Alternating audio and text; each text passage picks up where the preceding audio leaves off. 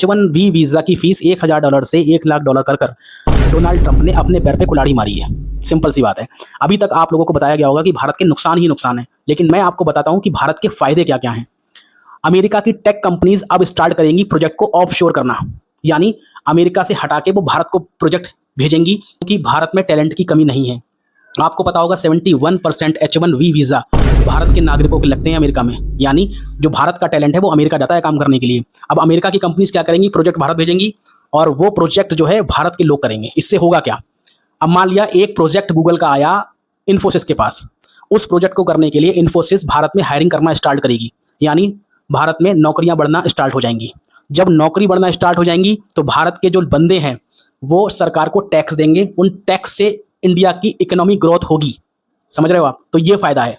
दूसरा फ़ायदा ये है कि देखो, टेक जो बड़े-बड़े टैलेंट हैं हमारे देश के, वो जाते थे अमेरिका नौकरी करने के लिए।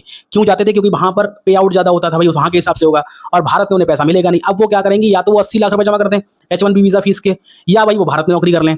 अब कुछ लोग तो भारत में नौकरी कर लेंगे, लेकिन कुछ लोग चाहते हैं कि भाई अपना स्टार्टअप स्टार्ट करूँ, ठीक है? तो जब भी वो स्टार्टअप स्टार्ट करेंगे, उस केस में भी भारत में नौकरियाँ बढ़ेंगी। भाई रिसोर्स हायर करना पड़ेगा, वही चैन चलेगी, रिसोर्स हायर करा, टैक्स बढ़ा, इंडियन इकोनॉमी ग्रोथ हुई, है ना? सरकार को टैक्स ज़्यादा आएगा। तो इसीलिए भारत के जो है फ़ायदे ही फ़ायदे हैं इसमें। एक टैक्स से इंडिया की इकोनॉमी ग्रोथ होगी। समझ रहे हो आप? तो ये फ़ायदा है। दूसरा फ़ायदा ये है कि देखो, टेक जो बड़े-बड़े टैलेंट हैं हमारे देश के, वो जाते थे अमेरिका नौकरी करने के लिए। क्यों जाते थे? क्योंकि वहाँ पर पे आउट ज़्यादा होता था, भाई वहाँ के हिसाब से होगा, और भारत में उन्हें पैसा मिलेगा नहीं। अब वो क्या करेंगे, या तो वो 80 लाख रुपए जमा करते हैं H1B वीज़ा फीस के, या भाई वो भारत में नौकरी कर लें। अब कुछ लोग तो भारत में नौकरी कर लेंगे, लेकिन कुछ लोग चाहते हैं कि भाई अपना स्टार्टअप स्टार्ट करूँ, ठीक है? तो जब भी वो स्टार्टअप स्टार्ट करेंगे, उस केस में भी भारत में नौकरियाँ बढ़ेंगी, भाई रिसोर्स हायर करना पड़ेगा। तो इसीलिए भारत के जो है फ़ायदे ही फ़ायदे हैं इसमें।